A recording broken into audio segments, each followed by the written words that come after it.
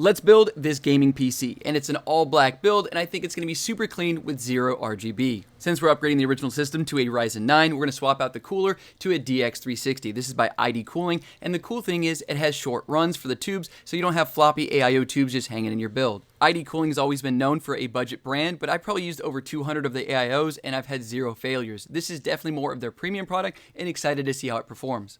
And this will just pop right here.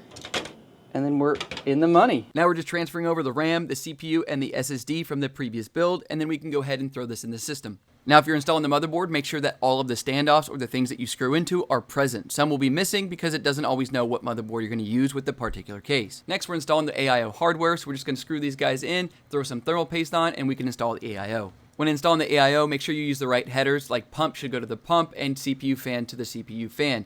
Next, another trick when installing the AIO at the top, you can drop the screw here and then line it up with your left hand and screw with your right. It makes it super easy when you're installing an AIO. Next, we're just adding thermal paste before we cinch down the cooler. Now, whenever installing an AIO, just make sure you alternate on the screws because you want it to lie flat. You don't want to over tighten one side before tightening the others. Next, we're swapping out the RAM to add 64 gigs, and then we can swap out the original fans that came with the case to the ID cooling set that matches the build. We're also adding 3 fans to the bottom so we can get ultimate airflow for this build, and so far the temps are phenomenal with a Ryzen 9. Then we'll add the PSU cables for the GPU, CPU, and motherboard, and then we'll be basically done with this build, but so far I think this is looking super clean. Now we just got to do a little cable management in the back and this thing will be all done.